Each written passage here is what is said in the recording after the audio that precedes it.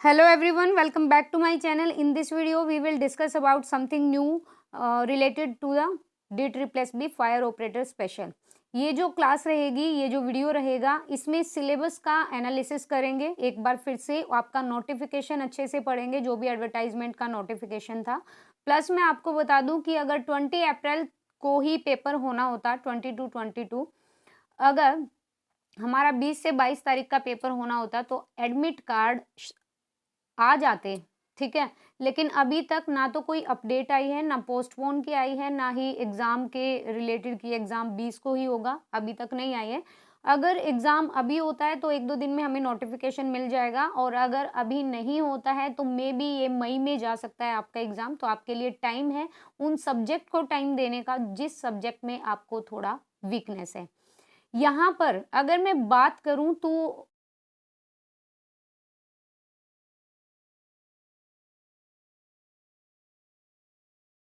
वो अप्लाई किए गए हैं, तो अलग अलग कैंडिडेट्स हैं. देखिए, मुझे पहले नहीं पता था, मैं श्योर नहीं थी, लेकिन अभी मैं आपको बोल रही हूँ कि जो दिल्ली के जाट होते ना, जाट जिनको जनरल कैटेगरी में रखा जाता है, लेकिन दिल्ली में वो ओबीसी में होते हैं.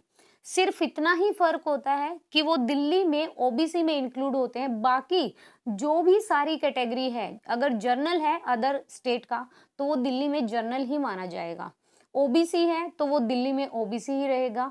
एससी है वो एससी ही रहेगा, अपने रिजर्वेशन में ही रहेगा. एसटी है तो एसटी ही रहेगा. क्योंकि अगर आपको एसएससी या रेलवे जो भी मतलब पूरा ऑल इंडिया लेवल पे जो रिक्रूटमेंट होता है, अगर आपको वहां पर रिजर्वेशन में रखा जाता है कैटेगरी में, तो आपको सेंटर में भी रिजर्वेशन मिलेगी. ये रूल है. और जो जनरल, जैसे मान लो कि हरियाणा का कोई ओबीसी, हरियाणा में ओबीसी में कौन होता है आपको पता होगा कि जो रिजर्व कैटेगरी, लाइक मैं अगर दिल्ली में जाटों की बात करें जो हरियाणा में भी होते हैं, हरियाणा में वो जनरल में आते हैं, लेकिन दिल्ली में वो ओबीसी में चले जाते हैं, तो वहां पे उनको सिर्फ ओबीसी में इंक्लूड किया जाता है. ये थी एक थिंग. बाकी आप अगर ओबीसी से हो तो आप सेंटर में भी ओबीसी से ही रहोगे.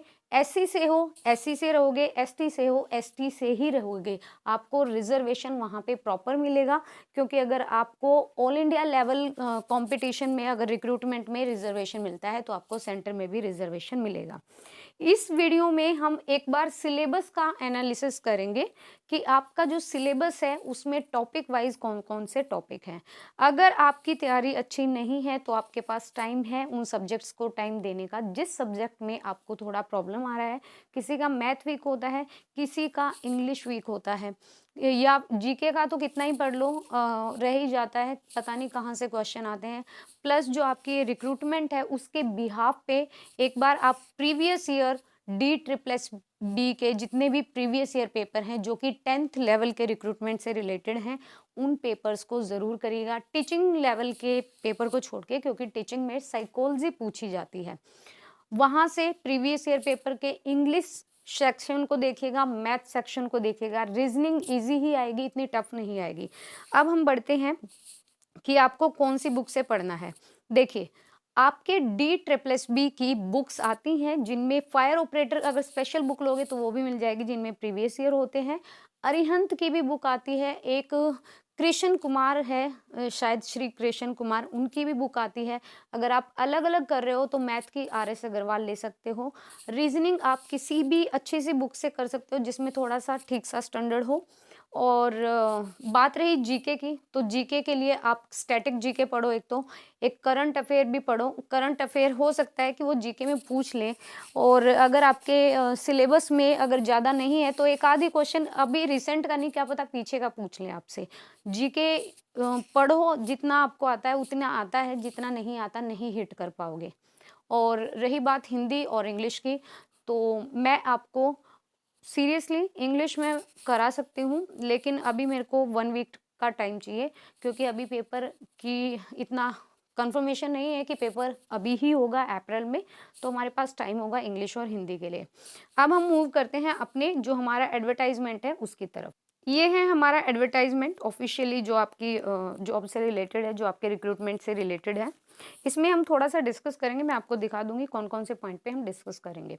मैंने आपको एक फायर ऑपरेटर का प्रीवियस ईयर के पेपर में से एक इंग्लिश का पैसेज कराया है और एक कराया है जेल वार्डन का जो पेपर है उस पे। आपकी जो ये वैकेंसी है, जो ये रिक्रूटमेंट है, जिस बिहाफ़ पे है, जिस भी लेवल तक का है, उतना ही करिएगा।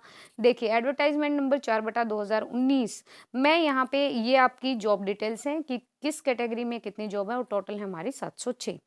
ठीक है, शीट कितनी है, जॉब नहीं शीट।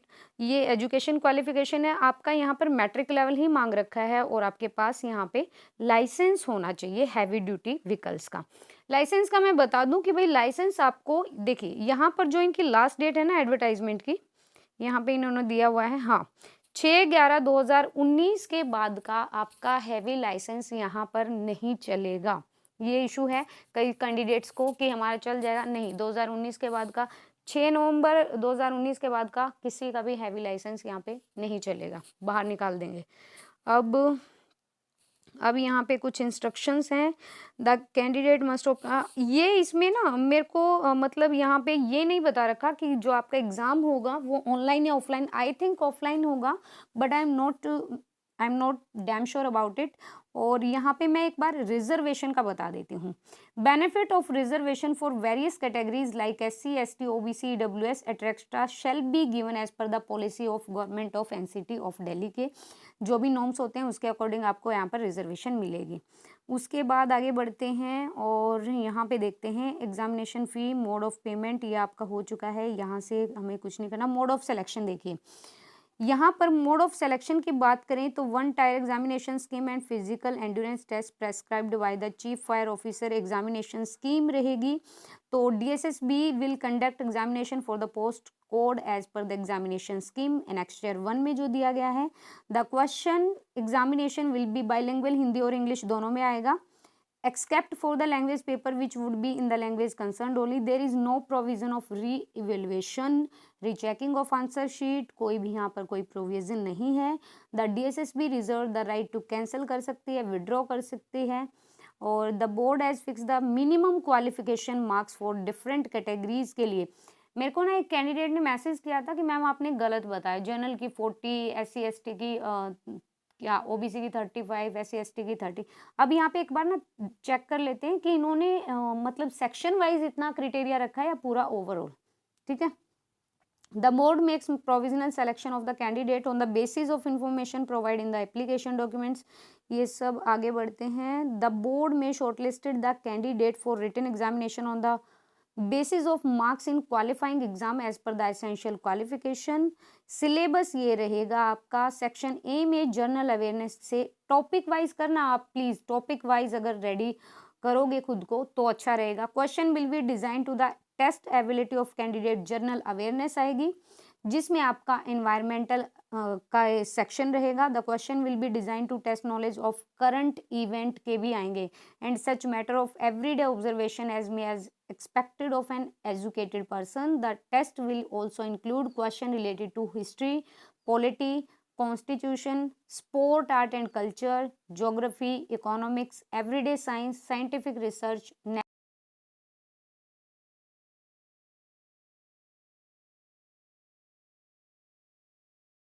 जनरल इंटेलिजेंस और रीजनिंग एबिलिटी की अगर बात करें तो यहाँ पर क्या रहेगा, वर्बल एंड नॉन वर्बल दोनों है। एक तो फिगर वाले आते हैं ना जो क्वेश्चंस, वो भी आएंगे और एक वर्बल वाले भी आएंगे। टेस्ट में include question on analogy, similarity, differences, space visualization, problem solving analysis, judgement आ सकता है, decision making, visual memory, discrimination, observation, relationship, concept, arithmetical reasoning भी करनी होगी आपको। वर्बल एंड फिगर ये classification, arithmetical, numerical series.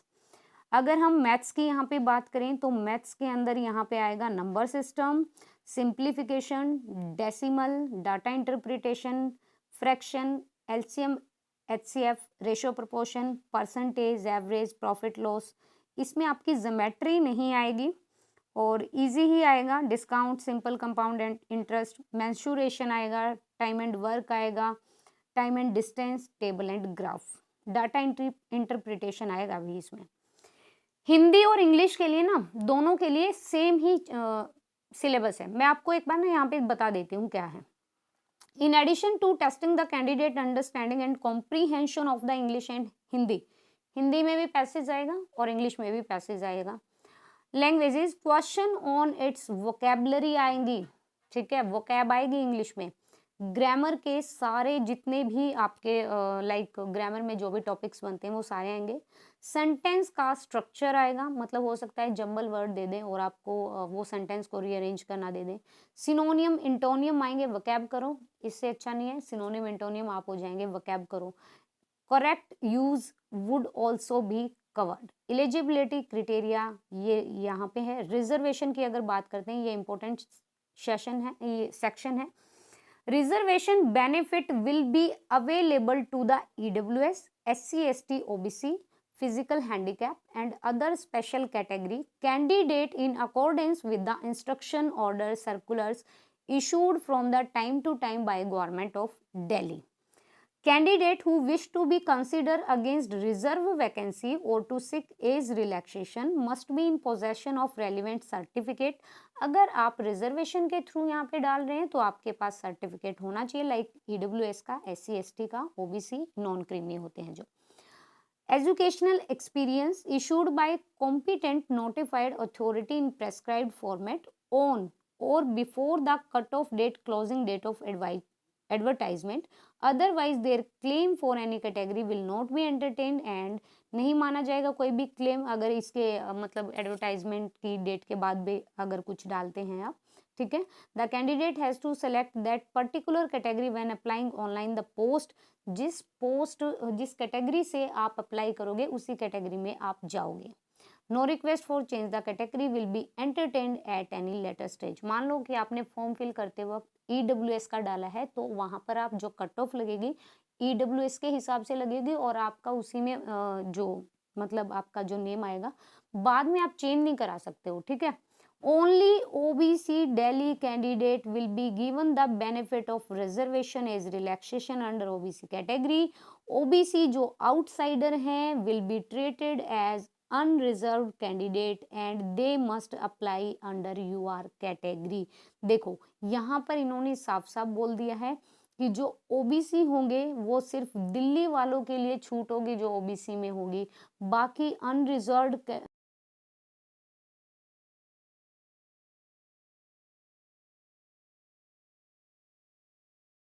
And they must apply. आपको UR category से ही डालना होगा. The OBC candidate must be in possession of non creamy layer certificate along with his her caste certificate. Only following 2 type of certificate will be accepted और valid होंगे. सबसे पहला OBC certificate Delhi का होना चाहिए, revenue department of GNCT Delhi, on the basis of all certificate issued to any member of individual family from GNCT of Delhi. OBC certificate issued by competent authority outside Delhi to a person belong to a community duly notified as OBC by GNCT of Delhi, and this certificate should have mandatory been issued on the basis of OBC certificate issued by the government of NCT of Delhi is a family member of concerned person who had been residing in Delhi before 8/9/1993 से पहले का. A candidate belong to SC, ST, OBC who is selected on the same standard as applied to general category candidate and who appear in the general merit list is treated as one merit candidate. Such candidate is adjust against unreserved point of reservation roster. Only such SC, ST, OBC candidate who are selected on the same standard as applied to general candidate shall not be adjusted against reserve vacancy.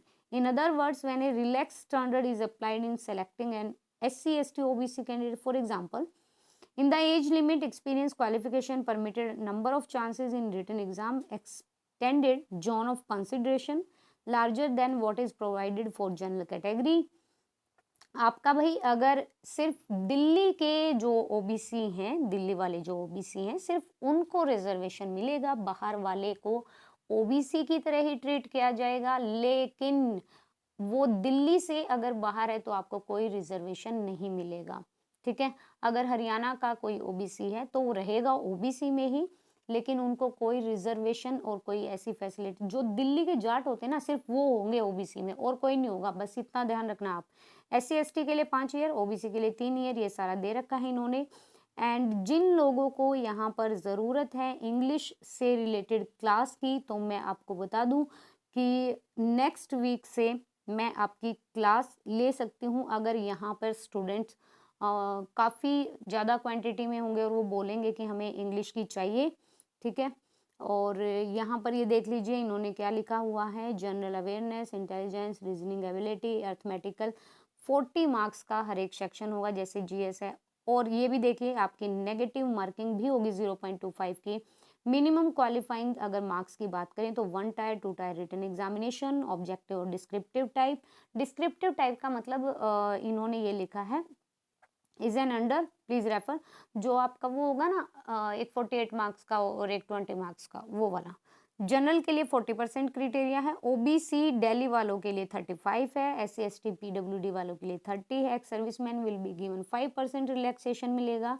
Categories subject to a minimum of 30% यहाँ पे ex serviceman का रखा गया है, ठीक है। और the board reserve its right to prescribe a minimum cut off mark for any post पर availability of candidate. Skill test होगा, endurance test will be taken as per requirement of job. ये आपका जो आपका पीटी हुआ था उसका है सेक्शन है। उसके बाद फाइनल मेरिट लिस्ट लगेगी आपको। पीटी में 33 करना था, अभी तक भी जिसका नहीं निकल रहा है तो गाइज प्लीज निकाल लीजिए। यहाँ पर आपका क्या होगा, फाइनल मेरिट लिस्ट जो बनेगी वो बनेगी 3 क्रिटेरियन में, set fourth of the selection.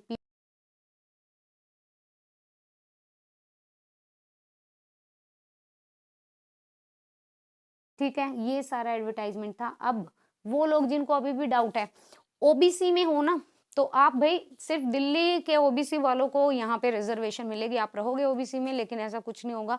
और बाकी जो एससी में है वो एससी में रहेंगे, एसटी में है एसटी में रहेंगे, क्योंकि as per the government norms इन्होंने बोला है ना, as per the government norms आपको वो चीज़ मिलेगी। लेकिन जो दिल्ली के जाट है उनको ओबीसी में रखा जाएगा, दैट्स इट। और इंग्लिश का जहाँ पे भी प्रॉब्लम है, सिर्फ मिनिमम टाइम में काफ़ी सारा करेंगे और वो क्वेश्चंस को टारगेट करके करेंगे कि आपके क्वेश्चंस आ कैसे रहे हैं, पिछ डीएसएसबी कैसे क्वेश्चन पूछता है, सिर्फ उससे रिलेटेड। अगर वीडियो पसंद आए तो प्लीज़ लाइक कीजिएगा और चैनल को सब्सक्राइब कीजिएगा, because I need your support. And thank you so much, thank you for watching the video, thank you for visiting the channel.